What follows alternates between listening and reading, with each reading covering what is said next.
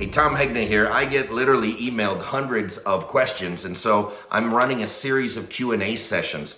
This one is on long-term care. And one of the questions I got was, what age should I buy long-term care insurance? And I would say you should buy it today, because here's the deal. You can't buy long-term care insurance and nobody can sell it to you. You've got to qualify for it. You qualify for it with your health. And I would argue that today is the healthiest day of the rest of your life. I got mine at age 42. I know people who bought it for their kids when they were 5 or 7 or 17. Get it as young as possible. If you get it when you're young, normally you can get the most benefits possible, and it's very inexpensive if you buy it young. If you wait into your 60s and 70s, it can get to be very expensive. But even for those people who think long-term care insurance is expensive, here's what I say.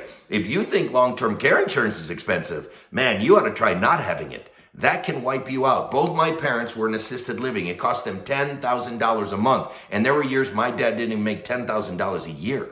But I had made them buy long-term care insurance 16 years earlier, even though they didn't want to. It's too expensive. We'll never need it. It's an insurance company ripoff. My dad said all those words to me. I made them buy it. And I can't imagine their retirement if they didn't have it.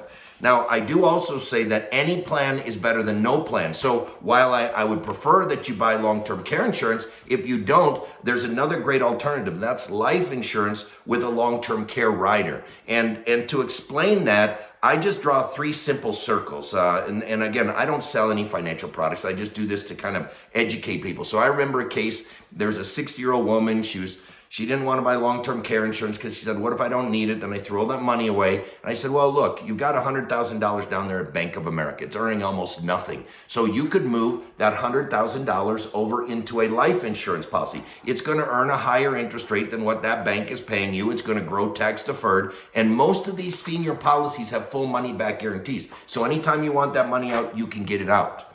But if you don't need it and you die, I draw a bigger circle. There's a $200,000 death benefit on this policy. So, if you need the emergency fund, you got your $100,000 there, it's emergency. But if you don't need it and you die, your family's going to get $200,000 tax-free. But what if you need long-term care? What if you don't die? Well, there's like a bigger circle, like a $300,000 long-term care benefit that you can use for long-term care. So it serves 3 things. It's an emergency vehicle, it can be a legacy to your children, and it can provide long-term care coverage. Now, your numbers are going to be different than this. This was an example on a 60-year-old female, but your numbers will be different, but that's why you need to work with a financial professional. And you could say, how much can I get out as an emergency fund? What would my death benefit be? And how much would be available for long-term care? And then for those of you who can't qualify for long-term care insurance and you can't qualify for life insurance, there are now annuities that have long-term care benefits. That, let's say, it guarantees you $1,000 a month for the rest of your life.